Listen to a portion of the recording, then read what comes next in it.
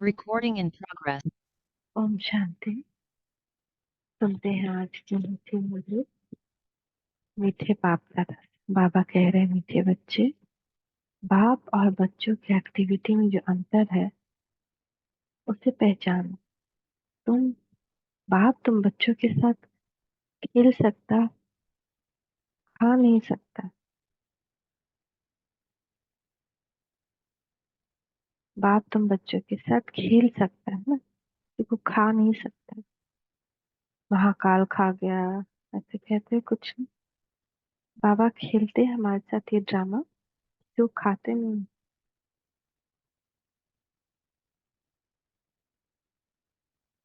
प्रश्न है, सत्य का संग तारे तो संग बोल, इसका भावार्थ क्या है? तुम अभी सत्य का संग करते हो अर्थात बाप से बुद्धि लगाते हो तो पार हो जाते हो। फिर धीरे धीरे कुसंग अर्थात देह के संग में आते हो तो उतरते जाते हो, क्योंकि संग का रंग लगता है। इसलिए कहा जाता है, सत्य का संग तारे, कुसंग बोरे।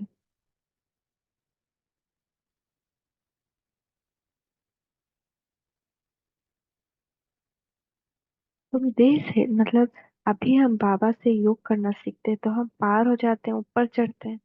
लेकिन सत्युग में फिर देह का संग होता है तो नीचे उतरते जाते हैं ना, क्योंकि संग का रंग लगता है। इसलिए कहा जाता है, सत्संग तारे को संग बोले। यानी जितना जितना हम दैहिक संबंधियों के साथ हमारा अभी भी अ,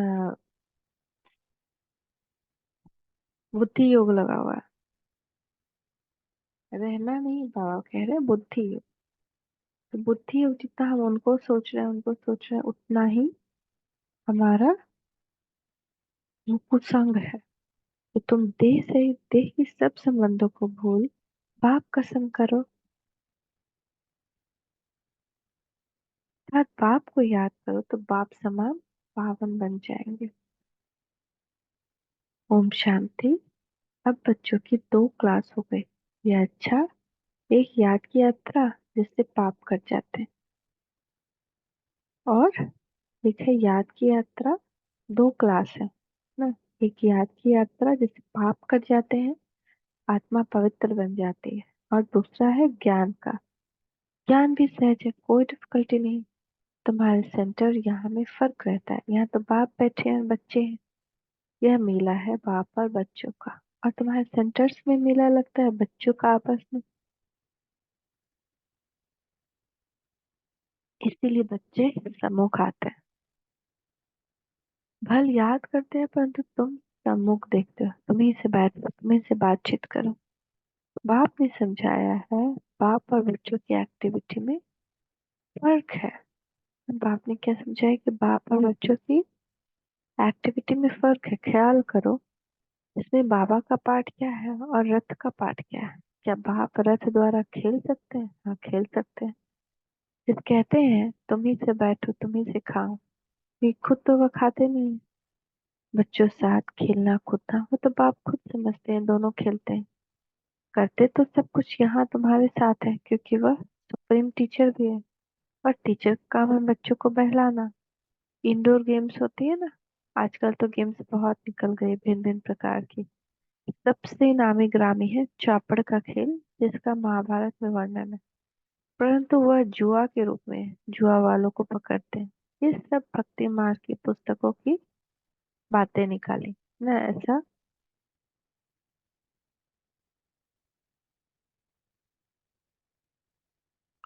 तो बाबा भी बच्चों के साथ खेलते थे, आउटडोर इंडोर गेम सब कुछ। तुम जानते हो कि व्रत नियम आदि सब भक्ति मार्ग की बातें हैं। जो भी व्रत करते हैं, एकादशी करते हैं, शिवरात्रि करते हैं, नवरात्रि करते हैं, वो सब भक्ति मार्ग है। उसका फल अल्पकाल का होता है, उसी जन्म के लिए या अगले जन्म के लिए। यहाँ तो अगला जन्म होने वाला नहीं है। और उसका एक अवधि होता है, जैसे बाबा ने कहा, आके कह दिया, अब भक्ति मार्ग खत्म, ज्ञान मार्ग से भक्ति का फल ज्ञान। सबसे बड़ा भक्ति का फल क्या होता है? ज्ञान। तो जब ज्ञान मिल गया तो भक्ति का फल मिल गया, उससे आगे को और कुछ नहीं होता है। तो निर्जल रखते, खाना भी नहीं खाते तो पानी भी नहीं पीते, अगर भक्ति मार्ग में प्राप्ति होती भी है तो अल्पकाल की। यहाँ तो तुम बच्चों को सब समझाया जाता है। भक्ति मार्ग में धक्के बहुत खाते हैं। ज्ञान मार्ग है सुख का मार्ग। तुम जान गए हो, हम सुख का वर्षा बाप से ले रहे हैं। भक्ति मार्ग में भी याद करना होता है एक को। भक्ति मार्ग में भी फल कब मिलता है? जब एक भगवान की पूजा होती है। एक की पूजा भी अव्यभिचारी पूजा, वह भी अच्छी है। भक्ति भी सतो रजो तमो होती है। सबसे पहले सतो होती है भक्ति, इसमें एक भगवान शिव की पूजा होती है।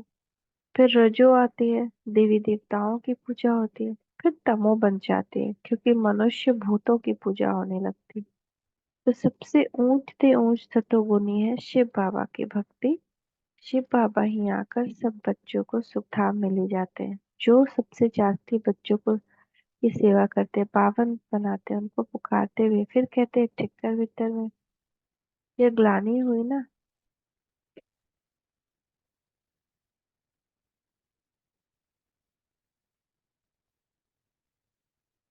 तुम बच्चों को बेहद कब के बाप द्वारा राज्य भाग्य मिला था, फिर मिलना है जरूर।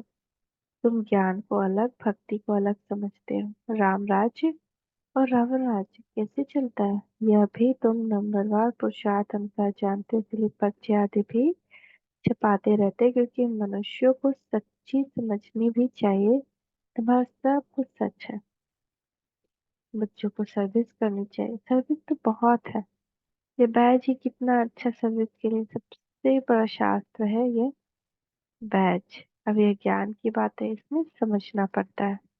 ये याद की यात्रा अलग है, इसको कहा जाता है अजप अजप। बिना जप किए हुए भी जप में जपना कुछ नहीं है। अंतर में भी शिव बाबा शिव शिव नहीं कहना है, सिर्फ बाबा को याद करना है। यह तो जानते हो, शिव बाबा बाप है, हम अनंत आत्मा उनकी संतान है। वही सम्मुख आकर कहते हैं, मैं पतित पावन हूँ। मैं कल्प कल्प आता हूँ पावन बनाने। देह सहित देह के सब संबंध छोड़ अपने को आत्मा समझो।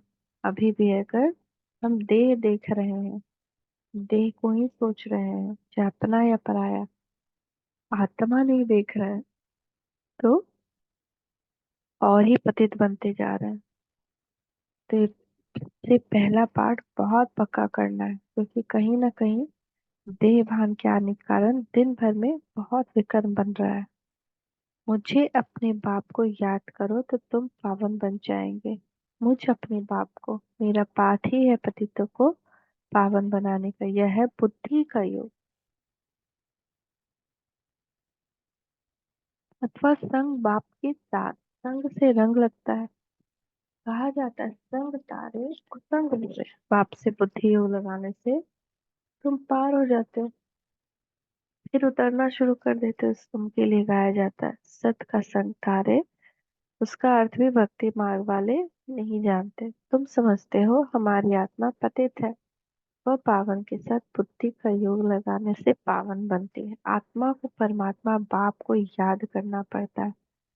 जब आत्मा प्योर बने तब शरीर भी पवित्र सच्चा सोना बने। यह है याद की यात्रा। योग अग्नि से विकर्म भस्म होते हैं, खाज निकल जाती है। तुम जानते हो सतयुगी नई दुनिया में हम पवित्र संपूर्ण निर्विकारी थे। 16 कला संपूर्ण भी थे। अभी कोई कला नहीं रही। इसको कहा जाता है राहु का ग्रहण। सारी दुनिया, खास भारत पर राहु का ग्रहण लगा हुआ है। तन भी काले हैं, जो कुछ तुम इन आंखों से देखते हो सब काले हैं।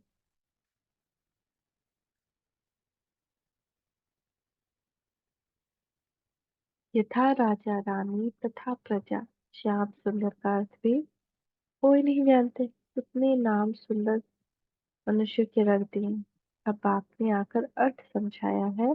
तुम ही पहले सुंदर फिर श्याम बनते हो। ज्ञान चिता पर बैठने से तुम सुंदर बन जाते हो, और फिर भी यह बनना है श्याम से सुंदर, सुंदर से श्याम। हम सब भी श्याम सुंदर बनते हैं। और एक और प्रथा है, और दिन तो सब यहाँ पे ग्रे कलर का, यानी वाइटिश टाइप का टीका लगाएगा।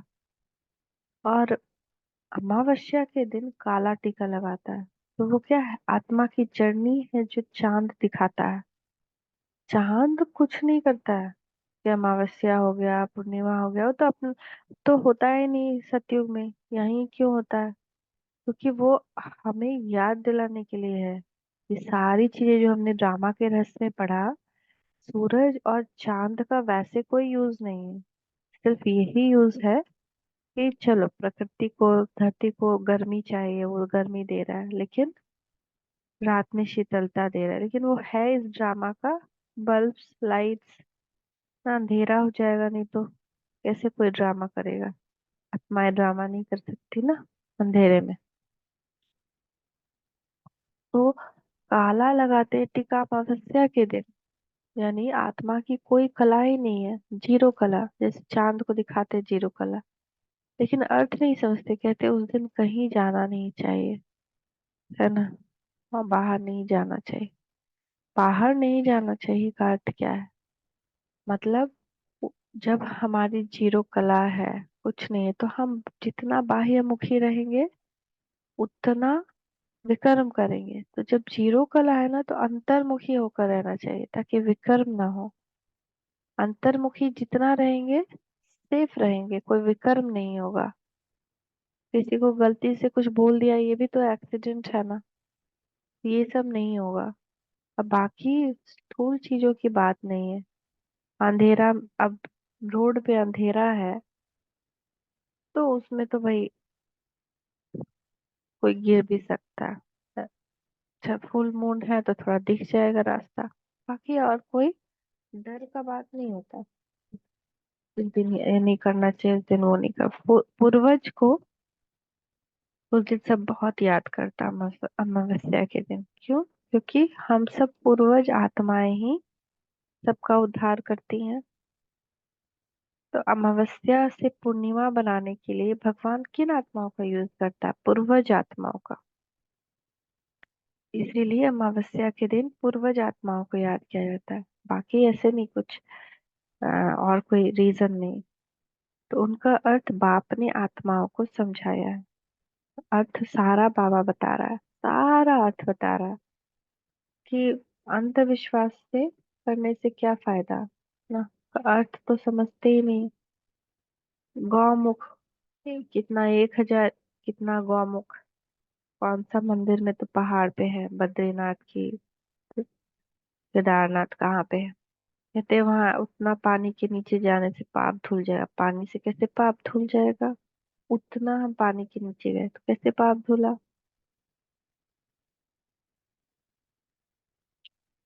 सब आत्माएं एक बाप को ही याद करती, सिर्फ अभी ही पाप धुलता है जब हम, पाप कैसे धुलता है? दो तीन चीजों से। पहला, कोई विकर्म जो हम किए उसका हमको सजा मिल जाए, कोई बीमारी हो जाए, कोई परिस्थिति आ जाए, या हम खुद ही, जैसे काशी कलवट लोग खाते थे, बनारस में कुआं था, उस पे बहुत सारा तलवार लगा हुआ था। लोग सोचते थे कि इस पे कूद के अपना जान दे देंगे तो मुक्ति पा जाएंगे। तो सब उस पे जान देते थे, खुद खुद की गला कट जाता था सबका। और गला कटते हुए प्राण निकलते हुए तुरंत तो नहीं, 1 सेकेंड में निकलता है ना, छटपटाहट होती है ना। तो उस छटपटाहट में उनको सारा अपना विकर्म दिखाया जाता था। वो आत्मा देखती थी मैंने ये विकर्म किए, ये विकर्म किए। और उसके बाद वो थोड़ा क्लीन हो गए, क्योंकि इतना बड़ा कष्ट उसने विकर्म विनाश के लिए लिया ना, थोड़ा क्लीन हो गई। लेकिन मोक्ष नहीं मिलता और पूरा क्लीन नहीं होती। पूरा क्लीन हो जाए, सारे विकर्म विनाश हो जाए, संपूर्ण पवित्र हो जाए, तब तो यहाँ रह ही नहीं पाए इस दुनिया में। लेकिन थोड़ा बोझ उतर गया। कोई भी परिस्थिति से हम उतार रहे हैं बोझ, तो थोड़ा थोड़ा उतर रहा है। और भक्ति से तो कभी उतरता ही नहीं है, पाप तो कभी कटता ही नहीं, जब कितना हवन करा ले। हाँ वातावरण थोड़ा सा खुशबू फैल जाता है, थोड़ा पॉजिटिवनेस लगता है, बट विकर्म विनाश नहीं होता है। वो नहीं होता है। इसीलिए कितना भी हम हवन कुंड करें, फास्टिंग रखें, उससे हमारा शरीर अच्छा हो सकता है। शरीर का कुछ भी एक दो रोग है उसको ठीक होने के, कि कोई 3 महीना फास्टिंग करे ना, खाली फ्रूट्स खाए, उसके शरीर का सब बीमारी खत्म हो जाएगा। तो ऐसे मतलब ऊपर वाला। अब बाद ऐसा नहीं कि बाद में आना ही बंद हो जाए, फिर से वो खाना शुरू करेगा खाना, ऐसे नहीं, बीमारी कभी आएगा ही नहीं। वो भी नहीं होगा, बीमारी तो आएगा, क्योंकि उसका जड़ जो होता है आत्मा से है। कर्म ही विनाश नहीं हुआ तो बीमारी कैसे रुकेगा? चाहे हम कितना भी इलाज करा लें, कितना भी डॉक्टर को दिखा लें, तो विकर्म किए जा रहे हैं ना, अपने शरीर को देख करके, दूसरे को देख करके। ये मेरा ये मेरा वो मेरा वो, रिश्ता ही देख रहे हैं अभी तक। बुद्धि योग उसमें लगा बस। बात ये नहीं कि हमको ये नहीं करना है, किसी से बात नहीं करना है। बात करते हुए उनको आत्मा भाई देखते हुए युक्ति युक्त महावाक्य तुल्य बात करना। साधारण नहीं, वेस्ट नहीं, बस हंसे जा रहे हैं, ठिठोली किए जा रहे हैं, वो सब नहीं। तो बाप को जब आत्मा एक याद करती है तभी उसका विकर्म विनाश होता है। बुद्धि में आ गया कि हम बंदी हैं, इसको कहा जाता है आत्मा की रियलाइजेशन। बुद्धि में है हम आत्मा बिंदी है, तो रियलाइजेशन, विजुअलाइजेशन दोनों हो जाएगा। फिर देखने के लिए इंसाइट, डिवाइन इंसाइट, दिव्य दृष्टि चाहिए। दिव्य दृष्टि से हम देख सकते हैं कि मैं आत्मा हूँ। यह तो है समझने की बात है। आत्मा को समझना है, मैं आत्मा हूँ, यह मेरा शरीर है। हम यह शरीर में आकर पार्ट बजाते हैं। पहले पहले हम आते हैं ड्रामा के प्लान के अनुसार। आत्माएं तो सब है, कोई में पार्ट कितना है, कोई में पार्ट कितना। ये बड़ा भारी बेहद का नाटक है। इसमें नंबरवार कैसे आते, कैसे पार्ट बजाते हैं तुम जानते हो। पहले पहले देवी देवता घर आना है, यह नॉलेज भी तुमको अभी पुरुषोत्तम संगम युग पर। बाद में फिर ये कुछ भी याद नहीं रहेगा। बाप खुद कहते हैं यह ज्ञान प्राय लोप हो जाता है। किसको भी यह पता नहीं है कि देवी देवता धर्म की स्थापना कैसे हुई। चित्र तो है, परंतु वो कैसे स्थापन हुआ किसको भी पता नहीं। तुम बच्चों को पता है, फिर तुम औरों को आप समान बनाते हो। बहुत हो जाएंगे तो जरूर फिर लाउड स्पीकर भी रखना पड़ेगा। कोई जरूर युक्ति निकलेगी, बहुत बड़े हॉल की भी दरकार पड़ेगी। जैसे बाबा आज बता रहे हैं, एक टाइम आएगा जब बहुत बड़े हॉल की दरकार पड़ेगी, तो वो हॉल बनाना, डायमंड हॉल बना। अब डायमंड हॉल भी कम पड़ जाता है। इतना बड़ा हॉल है जहाँ हजारों हजार की संख्या में आत्माएं बैठ सकती है। फिर भी वहां पे रहते हुए भी आत्माओं को कभी कभी दूसरी जगह बैठ करके टीवी पर देखना पड़ता है बाबा मिलन। जिससे कल पहले की जो कुछ एक्ट की थी वह फिर होगी। ये समझ में आता है, बच्चे वृद्धि को पाते रहेंगे। बाबा ने समझाया था शादी के लिए जो हॉल आदि बनते हैं उनको भी समझाओ। यहाँ भी शादी के लिए धर्मशाला आदि बना रहे हैं ना, कोई अपने कुल के हैं तो झट समझ जाते हैं। जो इस कुल के नहीं होंगे वह विघ्न डालेंगे। जब हम श्रीमत पर नहीं चलते हैं तो हम यज्ञ में विघ्न डालते हैं। ये बात हम हमेशा भूल जाते हैं। अगर हम श्रीमत पर नहीं चल रहे हैं ना, तो हम जैसे यज्ञ में विघ्न डाल रहे हैं। जो स्कूल के होंगे वह मानेंगे कि ये सत्य है। जो इस धर्म के नहीं होंगे वो लड़ेंगे, कहेंगे ये तो रस्म चली आ रही है ना। उनको समझाने के लिए क्या कह रहे हैं कि शादी अपवित्रता है, मत करो ये कर्म। इससे अच्छा ये हॉल को ज्ञान बांटने के लिए यूज करो, ये समझाने के लिए बाबा कह रहे हैं। तो बाबा फिर ये भी कह रहे हैं अगर कोई इसी देवी देवता धर्म का होगा तो समझ जाए, कहेगा कि सत्य कहते हैं। लेकिन जो धर्म के नहीं होंगे लड़ेंगे, कहेंगे कि ये तो रस्म चली आ रही है, कौन शादी नहीं करता, शादी के बिना कौन रहता है। अभी अपवित्र प्रवृत्ति मार्ग है। फिर बाप आए पावन दिन, बाबा कह रहे हैं अभी का जो प्रवृत्ति मार्ग है वो अपवित्र है, इसीलिए उसको नहीं करने के लिए कह रहे हैं। पवित्र प्रवृत्ति मार्ग बनाने ही बाबा आए हैं। कि हम देवी देवता में भी पति पत्नी रहता है, लेकिन एक दूसरे को आत्मा जानता है और पवित्रता को के साथ रहता है। योग बल से ही सारा काम होता है, तो तुम पवित्रता पर जोर देते हो, इसलिए कितने विघ्न पड़ते हैं। आगा खान है, उनका कितना मान है। पोप का भी मान है। क्यों पोप का मान है? क्यों आगा खा का मान? क्योंकि उन लोग पवित्रता के साथ रहा। तुम जानते हो पोप आकर क्या आकर करते हैं? लाखों करोड़ों शादियां कराते हैं, बहुत शादियां होती है, पोप आकर हथियाला बनवाते हैं, इसमें वो लोग इज्जत समझते हैं। महात्माओं को भी शादी पर बुलाते हैं, आजकल सगाई भी कराते हैं। बाप कहते हैं काम महाशत्रु। यह ऑर्डिनेंस निकालना मासी का घर नहीं है। भगवान के सिवाय कोई भी ये ऑर्डिनेंस निकाल ही नहीं सकता कि पवित्र रहो, शादी नहीं करो, अपवित्रता नहीं अपनाओ। ये ऑर्डिनेंस निकालना मौसी का घर नहीं है। सिर्फ भगवान ही निकाल सकता है। इसमें समझाने की भी बड़ी युक्ति चाहिए, और दूसरों को इसमें समझाने के लिए बहुत युक्ति चाहिए। डायरेक्ट डायरेक्ट कहेंगे, जिसको ज्ञान नहीं है तो वो बुरा मानेंगे। आगे चलकर धीरे धीरे समझते जाएंगे।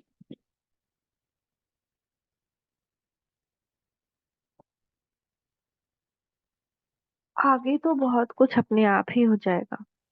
जब दुख आएगा, दुख का पहाड़ टूटेगा, तो अपने आप ही जीवन से वैराग्य आएगा। जब पहले के जमाने में वैराग्य आता था, तभी तो साधु संत घर बार छोड़कर जंगल चले जाते थे।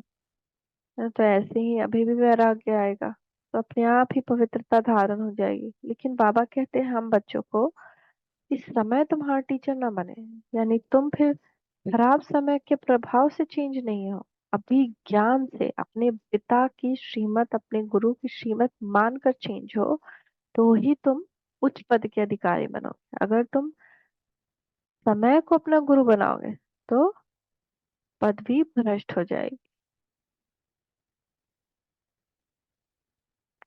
ये बाबा कह रहे हैं। आदि सनातन हिंदू धर्म वाले जो है उनको समझाओ, वो झट समझ सकते हैं कि बरोबर आदि सनातन देवी देवता धर्म था, ना कि हिंदू। जैसे तुम बाप द्वारा जान गए हो, वैसे और भी समझकर वृद्धि को पाते रहेंगे, यह भी पक्का निश्चय। कलम लगता जाएगा, है ना। जैसे कोई दुनिया कोई भी कुछ भी कर ले, कलम लगता जाएगा। तुम बाप की श्रीमत पर ये देवता बनते हो, यह नई दुनिया में रहने वाले। पहले तुमको ये थोड़ी मालूम था कि बाप संगम युग पर आकर हमको ट्रांसफर करेंगे। हमको थोड़ी पता था कि पवित्र मार्ग क्या होता है, अपवित्र मार्ग क्या होता है, पवित्रता क्या है, अपवित्रता क्या है, ये सब तो कुछ पता ही नहीं था। दुनिया में सोचते हैं एक पति है, उस पति की श्रीमत पर चल रहे, वही पवित्रता है। ना पति के श्रीमत पर चलना, सॉरी, श्रीमत तो एक ही होता है, पति के मत पर चलना पवित्रता है। एक पति रखना, एक पत्नी रखना पवित्रता है। लेकिन भगवान आकर बता रहे हैं कि काम महाशत्रु है, काम अपवित्रता है, चाहे कैसे भी हो। जरा भी पता नहीं था, अभी तुम समझते हो। सच्चा सच्चा पुरुषोत्तम संगम युग इसको कहा जाता है। और संगम युग के बारे में भी कहाँ कुछ पता था कि संगम युग शुरू हो गया है, और पुरुषोत्तम युग यही है, और भगवान आ गए हैं। ये सब कुछ नहीं पता था। हम पुरुषोत्तम बन रहे हैं, अब जितना पुरुषार्थ करेंगे उतना बनेंगे, है ना। एक होता है अज्ञानता में गलती करना, एक होता है ज्ञान हो जाने पर गलती करना। अज्ञानता में गलती करना तो फिर भी बाबा उन सबको माफी करता है, मतलब अंदर अंदर दिल से उनके लिए कुछ नहीं रखता कि चलो इनको तो पता ही नहीं है, ज्ञानी है, कर रहा है। लेकिन ज्ञान होने के बाद भी गलती करना, तो उसके लिए बाबा धर्मराज बनते हैं। हर एक को अपने दिल से पूछना है। स्कूल में जिस सब्जेक्ट में कच्चे होते हैं तो समझ जाते हैं हम नापास होंगे। यह भी पाठशाला है, स्कूल है। गीता पाठशाला तो मशहूर है, फिर उनका नाम थोड़ा थोड़ा फिरा दिया है। तुम लिखती हो सच्ची गीता, झूठी गीता तो भी बिगड़ते हैं, जरूर खिटखिट होगी, इसमें डरने की बात नहीं। आजकल तो ये फैशन हो गया, बसों आदि को जलाते हैं, आग लगाते रहते हैं। जिसने जो सिखाया वही सीखे हैं, आगे से भी जास्ती सब सीख गए हैं। सब पिकेटिंग आदि करते रहते हैं, गवर्नमेंट को भी हर वर्ष घाटा पड़ता है, फिर टैक्स बढ़ाए जाते हैं। एक दिन बैंक आदि सब के खाने खोल देगी। अनाज आदि के लिए भी जांच करते। एक दिन बैंक आदि सबके खाने खोलते, अनाज आदि के लिए जांच करते हैं, कहाँ जास्ती तो नहीं रखा है। इन सब बातों में तुम छूटे हुए हो।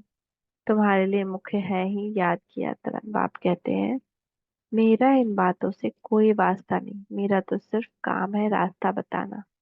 तो तुम्हारे दुख सब दूर हो जाएंगे। इस समय तुम्हारे कर्मों का हिसाब किताब चुकतू होता है।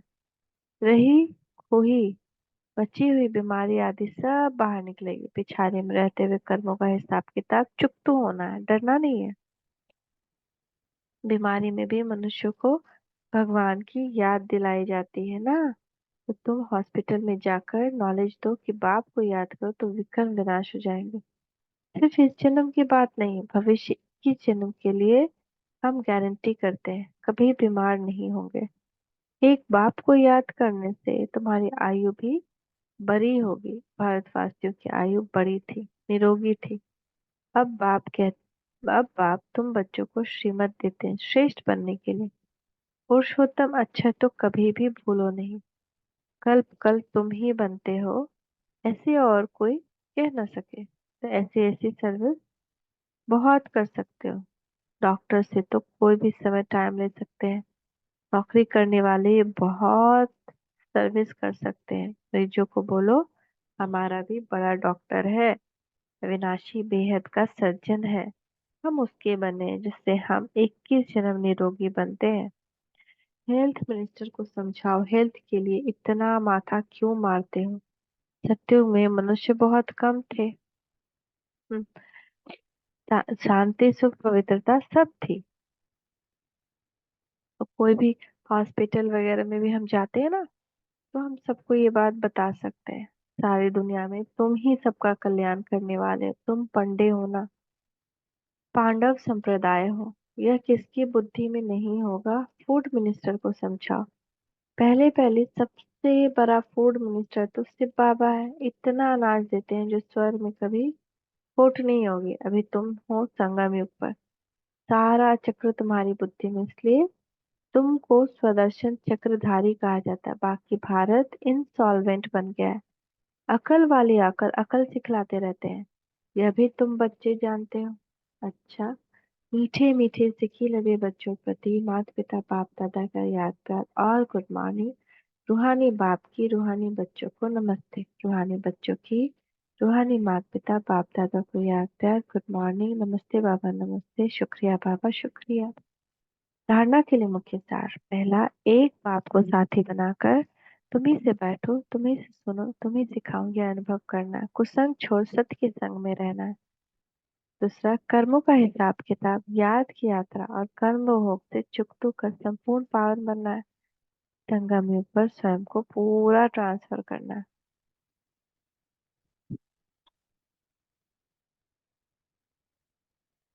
बुद्धि योग में सिर्फ एक बाबा रहे, ये बहुत बड़ा पुरुषार्थ है, बहुत बड़ी तपस्या है, यही तपस्या है।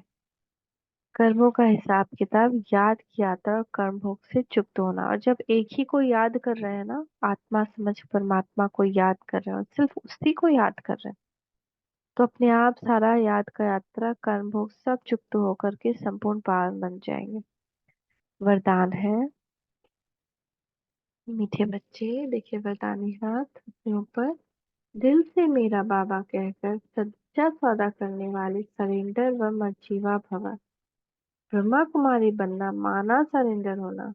जब दिल में कहते हो मेरा बाबा, तो मेरा बाबा भी कहते हैं बच्चे सब कुछ तेरा, चाहे प्रवृत्ति में हो चाहे सेंटर पर हो।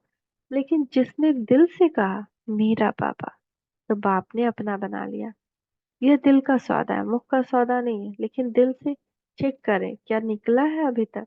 मेरा बाबा, मेरा प्यारा बाबा, क्या इतना मिठास निकला है, क्या अपना बनाया है दिल से बाबा को। सरेंडर माना श्रीमत के अंदर रहने वाले।